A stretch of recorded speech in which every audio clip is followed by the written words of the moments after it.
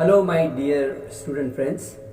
Due to corona effect, it has become mandatory for us to go in for these online classes. So though young lecturers are taking the classes, but some of the students requested me to explain some of the poems in Kannada because they feel that it satisfies them if they know the meaning, the theme, and if it is explained in Kannada, it's good for them. So now I have thought of fulfilling their need. That's why I have taken up this. ಅದಕ್ಕೆಲ್ಲ Kannada medium ಸ್ಟೂಡೆಂಟ್ಸ್ಗೆ ಇದು help ಆಗುತ್ತೆ ಅಂತ ಅಂದ್ಕೊಂಡಿದ್ದೀನಿ. ನಿಮ್ಮ feedback ಮೇಲೆ ನನ್ನ project ಮುಂದುವರಿಯುತ್ತೆ. ನಿಮಗೆ ಇಷ್ಟ ಆದರೆ ಇಷ್ಟ ಆಗಿದೆ ಅಂತ ಕಮೆಂಟ್ ಬಾಕ್ಸಲ್ಲಿ ಹೇಳಿ ಅಥವಾ ಲೈಕ್ಸ್ ಕೊಡಿ.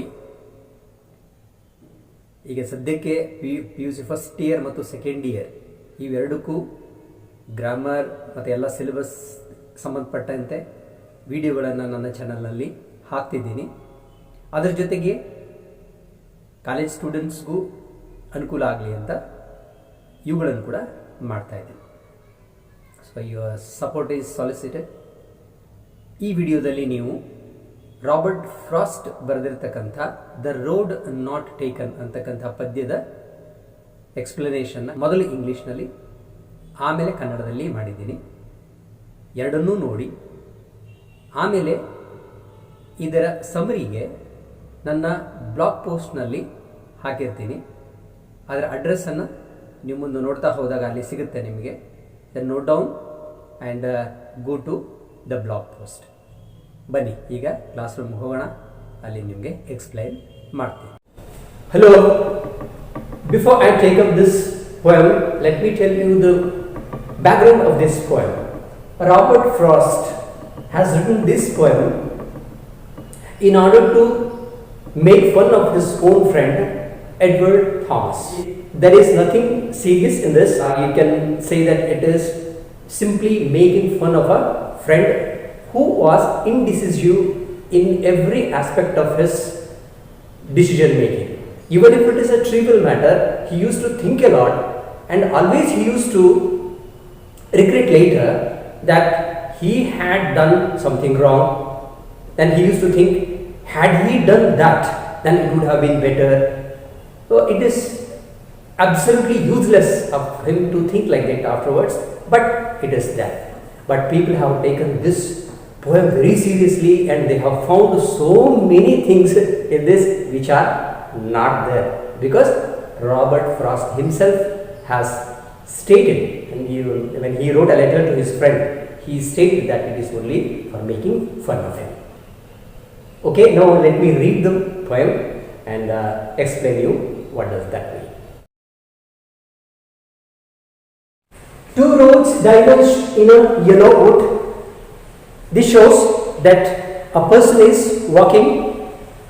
He comes to a place where the road diverged into two, left one and a right one. And yellow wood suggests that it was autumn and the colors of the leaves has turned into yellow. And sorry, I could not travel both. Definitely a person cannot travel on both the paths. It's not possible. He has to take one. Now he feels sorry for it. That means he's in confusion whether to take the right one or the left one. So, and being one traveler, that means he has to take a firm decision whether to go this side or that side. Long I stood. Now this shows that he was contemplating or deeply thinking whether to take the right path or the left path, and looked down one. That means one particular, let's say left one. So when he looked at it, as far as I could, that means up to where his sight went, he looked at that. to where it went in the undergrowth. So afterwards, the path was not clearly visible. There was an undergrowth. Undergrowth means vegetation, thick vegetation. Then took the other. That means he stood there contemplating for a long time whether to take this or that. Now, the path where it went into the undergrowth, that he left it and he took the other path as just as fair. That means it doesn't make any difference whether you go here or there. And having perhaps the better claim, he says. He claims that his decision of taking this particular path is good for him because it was grassy and wanted wear. Wanted wear means when the people walk on a path, after some times the grass growth is completely gone. So indirectly it shows that people did not take this route. That means hardly anybody used this. That as this is not being used, so why not to go in that path so that he can make some wear in that. So after that people might follow him and it becomes a regular path. Though as far that the passing there, that means after passing a little on that path, had warned them really about the same. Had warned, that means he came to know that the wear, that means the people's walk, it was same, he says. That whatever he thought while taking the road, now after a while, after walking a while, he comes to know that there is no much difference in both of them. And both that morning equal lay in leaves. Both means both the roads. Both the roads on that morning equal lay in leaves. That means the leaves which had fallen on that both the paths were same, equal. Lay, no step has trodden black. That means these leaves were not trodden. Trodden means to tread. Tread means to walk. So when you walk on a path, if there are leaves, certainly after some times they will turn into black because of stepping. That's what he says. That means they did not become black. It shows indirectly that no one had walked on that road.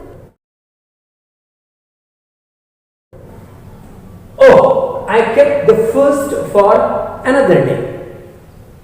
Now, as you know that he has to take only one road, so he thinks that this day he would take one path, let's say the right one, but he is keeping the other road for another day. That means someday he will come and again he will take that road, knowing, yet knowing. That means I know that I know properly that how way leads on to way. That means when you go on a path, again that path will lead to another path.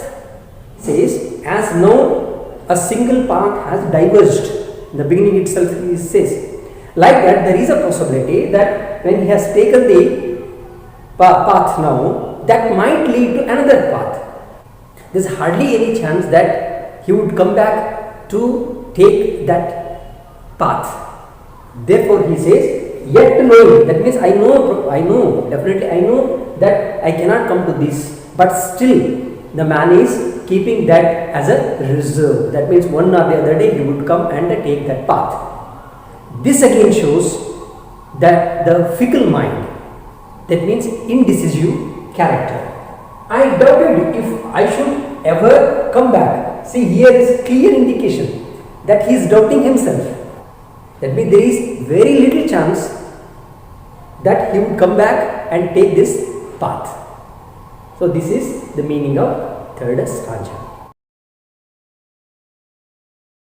I shall be telling this with a sigh, that is taking the option. So he would be regretting, he says, with a sigh. Will be telling. That means several times he would be repeating this. Somewhere ages and ages hence. That means in the future time, many times he would be repenting or regretting that why he did not take another path. So ages and ages shows the emphasis given that he would be lamenting or he would be regretting for a long time in the future. Two roads diverged in a wood and I. See here, he says I. Again there is I here. So that is, this is to make side I as a rhyming word, rhyming, for rhyming purpose. I took one less travelled by.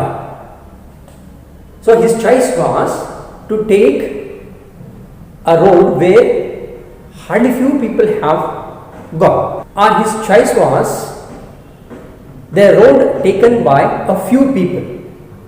That is, it is a kind of an adventure, you can say, where somebody doesn't go, there I would go. This mentality. And that has made all the difference. In the last line there is an ambiguity again. Again there is a fickle mind. There is, see, he says that it has made all the difference, means whether it has become good for him or bad for him. We do not know this. It has made the difference only, he says.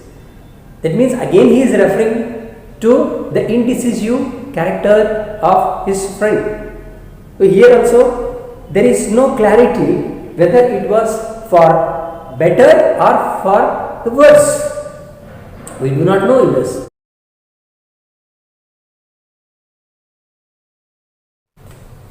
Two roads diverged in a yellow wood.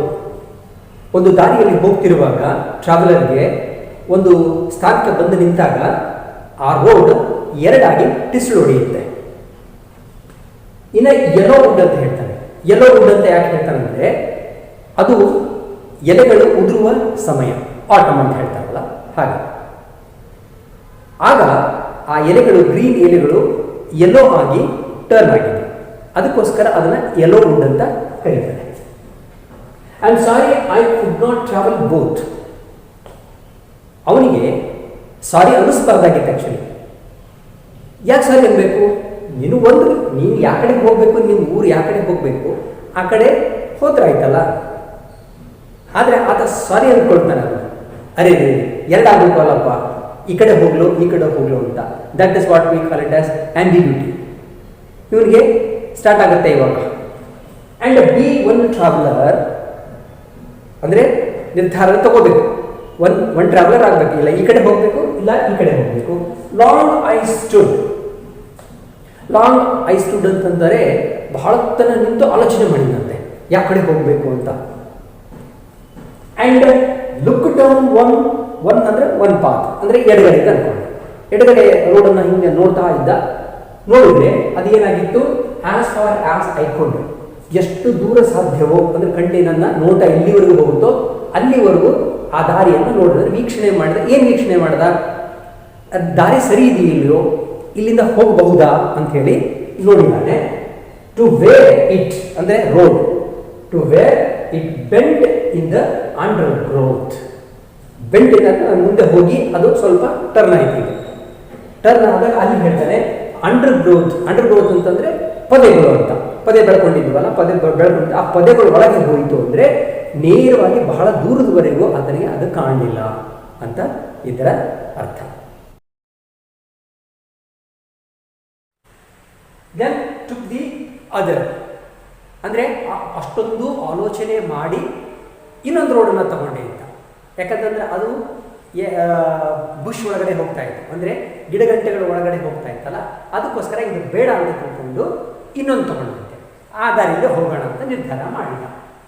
As just as fair ಅಂದರೆ ಇಲ್ಲಿ ಏನೂ difference ಇಲ್ಲ ಅಂತ, ಇದಕ್ಕೆ ಹೋದರೂ ಅಷ್ಟೇ ಅದಕ್ಕೆ ಹೋದರೂ ಅಷ್ಟೇ ಅಂತ ಅಂದಾಗ ನಮಗೆ ಇಲ್ಲಿ ಚೆನ್ನಾಗಿ ಗೊತ್ತಾಗುತ್ತೆ. ಇಲ್ಲಿ ಈ ಟ್ರಾವೆಲರ್ಗೆ ಒಂದು ಪರ್ಟಿಕ್ಯುಲರ್ ಡೆಸ್ಟಿನೇಷನ್ ಇಲ್ಲ. ಅದಕ್ಕೆ ಹೇಳ್ತಾನೆ ರಾಬರ್ಟ್ ಫ್ರಾಸ್ಟ್ ತನ್ನ ಗೆಳೆಯನಿಗೆ ಬರೆದಾಗ ಇದು ಏನು ಸಿಚುವೇಶನ್ ಇತ್ತು ಅಂದರೆ ಜಸ್ಟ್ ಅವರು ವಾಕಿಂಗ್ ಹೋಗಿದ್ದು. ಅದಕ್ಕೆ ಈ ಕಡೆ ಹೋದರೂ ಅಷ್ಟೇ ಆ ಕಡೆ ಹೋದರೂ ಅಷ್ಟೇ ಮತ್ತೆ ಮತ್ತೆ ಮತ್ತೆ ವಾಪಸ್ ಬರೋರೆ ಅವರು, ತಮ್ಮ ಊರಿಗೆ ವಾಪಸ್ ಬರೋರೆ. And having perhaps the better claim ಅಂದರೆ ಬೆಟರ್ ಕ್ಲೇಮ್ ಅಂದರೆ ನಾನು ತಗೊಂಡಿದ್ದು ಈ ಡಿಸಿಷನ್ ನನಗೆ ಚೆನ್ನಾಗಿ ಅನಿಸುತ್ತೆ, ಇದೇ ಬೆಟರ್ ಅಂತ ಅನಿಸುತ್ತೆ ಅಂತ ಹೇಳ್ತಾರೆ. ಅದಕ್ಕೆ ಕಾರಣ ಕೊಡ್ತಾನೆ, ಬಿಕಾಸ್ ಇಟ್ ವಾಸ್ ಗ್ರಾಸಿಂಗ್, ಯಾಕಂತಂದರೆ ಅಲ್ಲಿ ಹುಲ್ಲು ಬೆಳ್ಕೊಂಡಿತ್ತು ದಾರಿ. ಈಗ ನೋಡಿ ಕೆಲವು ದಿವಸ ಜನ ಅಡ್ಡಾಡಿದ್ರು ಅಂದರೆ ತುಳಿದಾಡಿದ್ರೆ ಏನಾಗುತ್ತೆ, ಆ ಗ್ರಾಸ್ ಎಲ್ಲ ಹೊರಟೋಗ್ಬಿಡ್ತದೆ, ಹುಲ್ಲು ಇರಲ್ಲ ಅಲ್ಲಿ. ಈಗ ಅಲ್ಲಿ ಗ್ರಾಸ್ ಇತ್ತು ಅಂತ ಹೇಳ್ತಾನೆ, ಅಂದರೆ ಜನ ಅಲ್ಲಿ ಜಾಸ್ತಿ ಅಡ್ಡಾಡಿಲ್ಲ ಆ ರೋಡಲ್ಲಿ. ಆ್ಯಂಡ್ ವಾಂಟೆಡ್ ಬಿಯರ್ ಅಂದರೆ ಬಿಯರ್ ಅಂತಂದ್ರೆ ಏನು, ಅದು ಕೆತ್ತಿ ಹೋಗ್ಬೋದು ಅಂತ ಅರ್ಥ ಇದೆ. ಸೊ ಅಡ್ಡಾಡಿದಂತಾನೆ ಕೆತ್ತಿ ಹೋಗೋದು ಅದು. ಹಾಗಾಗಿ ಅಲ್ಲಿ ಹಾಗೆ ಇತ್ತು. ಈತ ಏನು ಅಂದ್ಕೊಳ್ತಾನಂದರೆ ಜನ ಎಲ್ಲಿ ಜಾಸ್ತಿ ಹೋಗಿಲ್ವೋ ಅಲ್ಲಿ ನಾನು ಹೋಗಬೇಕು ಅಂತ ಆಲೋಚನೆಯನ್ನು ಮಾಡ್ಕೊಳ್ತಾನೆ ಅನ್ನೋದು ಇಲ್ಲಿ ಸ್ಪಷ್ಟ ಆಗುತ್ತೆ. ದೋ ಆಸ್ ಫಾರ್ ದ್ಯಾಟ್ ಅಂದರೆ ಅದಕ್ಕೆ ತಕ್ಕಂಗೆ ನಾನು ಆಲೋಚನೆಯನ್ನು ಮಾಡಿದರೆ the passing there had worn them really about the same. ಅಂದರೆ ಈ ರೋಡಲ್ಲಿ ಸ್ವಲ್ಪ ಹೊತ್ತು ನಡ್ಕೊಂಡು ಮುಂದಕ್ಕೆ ಹೋದ ಮೇಲೆ ಅವನಿಗೆ ಅನಿಸುತ್ತೆ ಅಲ್ಲೇನೋ ಅದು ಹಾಗೇ ಇತ್ತು ಅಂತ, ಅಂದರೆ ಏನು ಡಿಫ್ರೆನ್ಸ್ ಇರಲಿಲ್ಲ, ಎರಡು ಸೇಮ್ ಇತ್ತು ಅಂತ ಆಗ ಅನಿಸುತ್ತೆ ಅವನಿಗೆ. ಅಂದರೆ ಏನು, ಈ ವ್ಯಕ್ತಿ ಒಂದು ಸಾರಿ ಯಾವುದಾದ್ರೂ ಒಂದು ಡಿಸಿಷನ್ ತಗೊಂಡ ಅಂತಂದರೆ ಅದಕ್ಕೆ ಫರ್ಮ್ ಆಗಿ ನಿಲ್ಲೋದೇ ಇಲ್ಲ, ಫಿಕಲ್ ಮೈಂಡ್. ಇದನ್ನು ಹೇಳೋದ್ರ ಸಲುವಾಗಿ ಈ ಪೋಯಮನ್ನು ಬರೆದಿದ್ದು ಅಂತ ಬಹಳ ಕ್ಲಿಯರ್ ಆಗಿ ರಾಬರ್ಟ್ ಫ್ರಾಸ್ಟ್ ಹೇಳ್ತಾರೆ. ಅದೇ ಇಲ್ಲಿ ನಮಗೆ ವೇದ್ಯವಾಗುವುದು, ಈ ಥರ ಈತನ ಮೈಂಡ್ ಇಂಡಿಸಿಸಿವ್ ಇತ್ತು ಅಂತ. And both that morning equal ಲೇ ಇನ್ ಲೀವ್ಸ್, ದಟ್ ಮೀನ್ಸ್ ಎರಡೂ ದಾರಿಗಳು ಅವತ್ತು ಆತ ನೋಡಿದಾಗ ಎರಡರಲ್ಲಿ ಈಕ್ವಲ್ ಲೀವ್ಸ್ ಬಿದ್ದಿದ್ವು ಅಂತ ಹೇಳ್ತಾನೆ. ಅಲ್ಲಿನೂ ಹಾಗೆ ಬಿದ್ದಿದ್ದು, ಇಲ್ಲಿನೂ ಅಷ್ಟೇ ಬಿದ್ದಿದ್ದು, ಅಂದರೆ ಕೆಳಗಡೆ ಬಿದ್ದಿರ್ತಕ್ಕಂಥ ಎಲೆಗಳು ಅಷ್ಟೇ ಇದ್ದವು. ಮುಂದೆ ಹೇಳ್ತಾನೆ no step has trodden black, ಅಂದರೆ ಅವುಗಳನ್ನು ಟ್ರಾಡ್ ಅಂತಂದ್ರೆ ವಾಕ್ ಅಂತ ಅರ್ಥ. ಅಲ್ಲಿ ಯಾರೂ ಒಂದು ಸ್ಟೆಪ್ ಕೂಡ ಇಟ್ಟಿರಲಿಲ್ಲ ಅಂತ, ಅಂದರೆ ಅವು ಫ್ರೆಶ್ ಆಗಿ ಬಿದ್ದಿದ್ದು ಕಾಣಿಸ್ತಾ ಇದ್ವು. ಯಾರೋ ಅಲ್ಲಿ ನಡೆದಿಲ್ಲ ಅಂತ ಅಂದರೆ ಆ ದಾರಿಯಲ್ಲಿ ಯಾರೂ ಇನ್ನೂವರೆಗೂ ಹೋಗಿಲ್ಲ, ಎರಡೂ ಹಾಗೆ ಇದ್ವು ಅಂತ ಹೇಳ್ತಾನೆ. No step has trodden black. Black ಅಂತಂದರೆ ಯಾಕಂತಂದರೆ ನೀವು ನಡ್ಕೊಂಡು ಹೋದಾಗ ಒಂದು 10 ಜನ ನಡ್ಕೊಂಡು ಹೋದ್ರು ಅಂತ ಇಟ್ಕೊಳ್ಳಿ, ಆವಾಗ ಗ್ರೀನ್ ಆಗಿ ಅಥವಾ ಎಲ್ಲೋ ಆಗಿರ್ತಕ್ಕಂತಹ ಎಲೆಗಳು ಹಾಗೆ ಇರೋದಿಲ್ಲ, ಅವು ಬ್ಲ್ಯಾಕ್ ಆಗ್ತವೆ.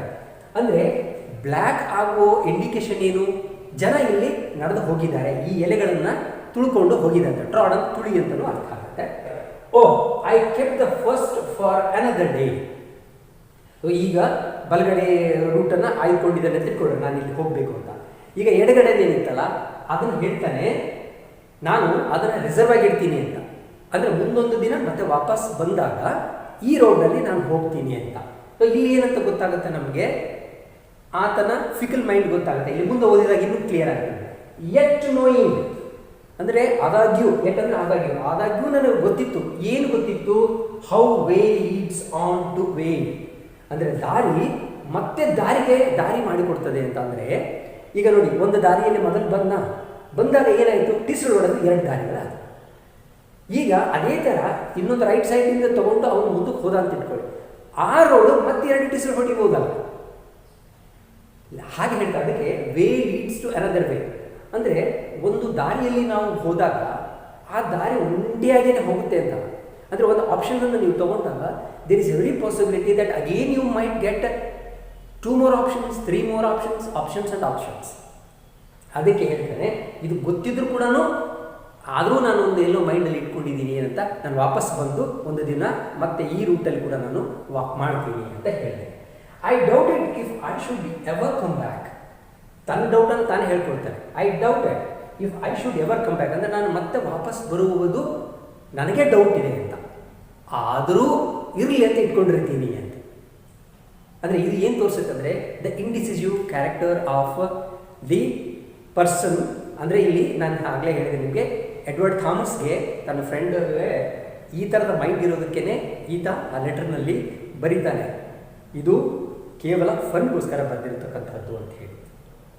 ಮುಂದಿನ ಸ್ಟಾಂಜಿಗೆ ಹೋಗೋಣ. I shall be telling this with a sigh, somewhere ages and ages hence. Ages and ages he has used the words.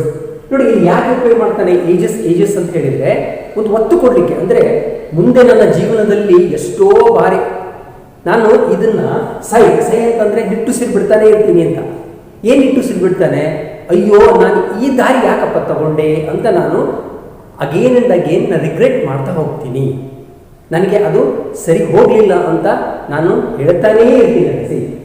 Be telling ಒಂದು ಸಲ ಎರಡು ಸಲ ಅಲ್ಲ, ಹಾಗೆ ನಾನು ಹೇಳ್ತಾನೆ ಹೋಗ್ತೀನಿ. ಫ್ಯೂಚರ್ನಲ್ಲಿ ನಾನು ಮತ್ತೆ ಇದ್ರ ಬಗ್ಗೆ ಆಲೋಚನೆ ಮಾಡ್ತಾನೆ ಹೋಗ್ತೀನಿ ಅಂತ ಹೇಳ್ತಾರೆ. ಸೊ ವೇರ್ ಏಜಸ್ ಹೆನ್ಸ್ ಅಂದರೆ ಇಲ್ಲಿಂದ ಮುಂದೆ ಅಂತ. Two roads diverged in a wood and I took the one less travelled by. ಅಂದರೆ ಎರಡು ರೋಡ್ ಇದ್ರೂ ಕೂಡ ನಾನು ಆಯ್ಕೆ ಮಾಡಿಕೊಳ್ಳುವಾಗ ಕಡಿಮೆ ಜನ ಹೋದಂತಹ ದಾರಿಯನ್ನು ನಾನು ಆಯ್ಕೆ ಮಾಡಿಕೊಂಡೆ. ಅಂದರೆ ಇಲ್ಲಿ ಕನ್ಫರ್ಮಿಟಿ ಅಂತ ಹೇಳ್ತೀವಿ.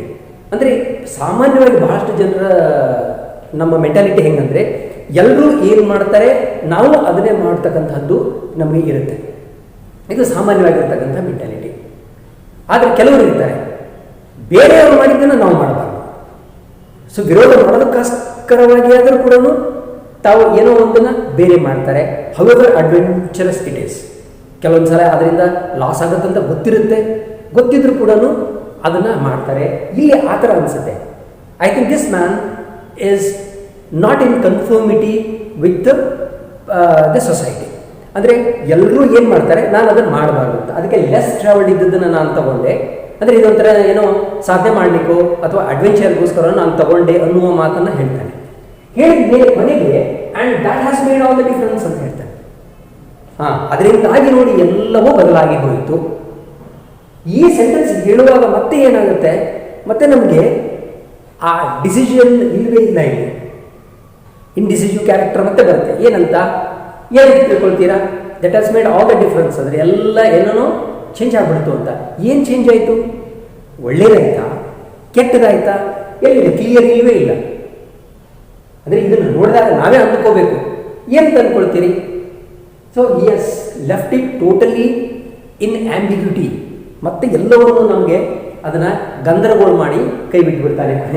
ಒಂದು ಡಿಸಿಷನ್ನಿಗೆ ಹೇಳೋದಿಲ್ಲ, ಒಳ್ಳೇದಾಯ್ತೋ ಕೆಟ್ಟದಾಯ್ತೋ ಅನ್ನೋದು ಟ್ರಾವೆಲರ್ ಹೇಳ್ತಿಲ್ಲ. ಅಂದರೆ ಇದನ್ನೂ ಯಾಕೆ ಬರೆದಿರ್ಬೋದು ಅಂತ ನನಗನ್ಸುತ್ತಂದರೆ, ಎಷ್ಟರ ಮಟ್ಟಿಗೆ ಆತನ ಫ್ರೆಂಡ್ ಫಿಕಲ್ ಮೈಂಡ್ ಇದ್ದ ಅಂತ. ಅದನ್ನು ಮಾಡಿದರೆ ಚೆನ್ನಾಗಿತ್ತೇನೋ, ಇದನ್ನು ಮಾಡಿದರೆ ಚೆನ್ನಾಗಿತ್ತೇನೋ, ಅಯ್ಯೋ ನಾನು ತಪ್ಪು ಮಾಡಿಬಿಟ್ಟೆ, ಈ ದಾರಿ. ಹಾಗಲ್ಲ. ಒಮ್ಮೆ ನಾವು ಒಂದು ನಿರ್ಧಾರವನ್ನು ತಗೊಂಡಾಗ ಅವತ್ತಿನ ಸಿಚುವೇಶನ್ಗೆ ಅನುಗುಣವಾಗಿ ಸಾಮಾನ್ಯವಾಗಿ ಎಲ್ಲರೂ ನಾವು ದ ಬೆಸ್ಟ್ ಆಪ್ಷನ್ ಇದ್ದದ್ದನ್ನೇ ತಗೊಳ್ತೀವಿ. ಒಳ್ಳೆಯದನ್ನು ಬಿಟ್ಟು ಬೇರೆಯದನ್ನು ತಗೊಳ್ಳೋಕ್ಕೆ ಸಾಧ್ಯನೇ ಇಲ್ಲ. ಯಾರೂ ತಗೊಳ್ಳಲ್ಲ. ಹಾಗೆ ಅವತ್ತಿನ ಪರಿಸ್ಥಿತಿಗಿರುತ್ತೆ.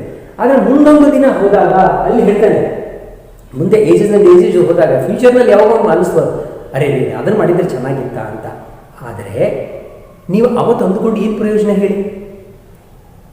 ಏನು ಅದು ಫಲನೇ ಇಲ್ಲ ನಿಮಗೆ. ಅದು ಯೋಚನೆ ಮಾಡಿ ಆಲ್ರೆಡಿ ಬಂದು ಆಗಿಬಿಟ್ಟಿದೆ. ಈಗ ಈಗ ನಾನು ಟೀಚರ್ ಆಗಬೇಕು, ಲೆಕ್ಚರರ್ ಆಗಬೇಕು ಅಂತ ಬಂದಾಗಿದೆ. ನಾನು ಈಗ ಹೋಗಿ ತಹಸೀಲ್ದಾರ್ ಆಗ್ತೀನಿ ಅಂತಂದರೆ ಹೇಗೆ ಸಾಧ್ಯ ಹೇಳಿ? That is not possible. ಅದು ಬಂದಾಗ್ಬಿಟ್ಟಿದೆ ಮುಂದಕ್ಕೆ. ಅದಕ್ಕೆ ಆ ಥರದ ಆಲೋಚನೆಯನ್ನು ಯಾಕಪ್ಪ ಮಾಡ್ತಿದ್ದೀನಿ ನೀನು ಅಂತ ಹೇಳಲಿಕ್ಕೆ ಈ ಪದ್ಯವನ್ನು ಬರೆದು ತನ್ನ ಫ್ರೆಂಡ್ ಎಡ್ವರ್ಡ್ ಥಾಮಸ್ಗೆ ಇದನ್ನು ಕಳಿಸ್ತಾನೆ. ಆದರೆ ಬಹಳ ಮಜೆದಾರ ಅಂತ ಹೇಳ್ತೀವಲ್ಲ, ಮಜೆದಾರ ಏನು ಗೊತ್ತಾ, ಇದನ್ನು ಆ ವಿಚಾರ ಗೊತ್ತಿಲ್ಲತಕ್ಕಂಥ ಸಾಕಷ್ಟು ಜನ ಇದರ ಒಳಗಡೆ ಏನೇನೋ ಮೀನಿಂಗ್ಗಳನ್ನು ಹುಡುಕ್ತಾನೆ ಹೋದರು ಮೀನಿಂಗ್ಗಳನ್ನು. ಆದರೆ ಕ್ಲಿಯರ್ಲಿ ಅದು ಹೇಳ್ತಾನೆ, it is written for a fun. Explanation ಅಂತೂ ಆಯಿತು. ಇದರ ಸಮರಿಯನ್ನು ನಾನು ನನ್ನ ಬ್ಲಾಗ್ ಪೋಸ್ಟಲ್ಲಿ ಕೊಟ್ಟಿರ್ತೀನಿ, ಅಲ್ಲಿಂದ ನೀವು ನೋಡಿಕೊಂಡು ಬರ್ಕೋಬಹುದು. ಯಾಕಂದರೆ ಇದನ್ನು ಮಾಡಿದರೆ ಇನ್ನೂ ಉದ್ದ ಆಗ್ತದೆ. ಅದಕ್ಕೋಸ್ಕರ ಇಲ್ಲಿಗೆ ಬಿಡೋಣ. ಮುಂದೆ ನೀವು ನನ್ನ ಬ್ಲಾಗ್ ಪೋಸ್ಟಿಗೆ ಹೋಗಿ ಅಡ್ರೆಸ್ ಕೊಟ್ಟಿರ್ತೀನಿ, ಬ್ಲಾಗ್ ಪೋಸ್ಟಿಗೆ ಹೋಗಿ ಅದನ್ನು ಅಲ್ಲಿಂದ ನೋಟ್ ಡೌನ್ ಮಾಡ್ಕೊಳ್ಳಿ.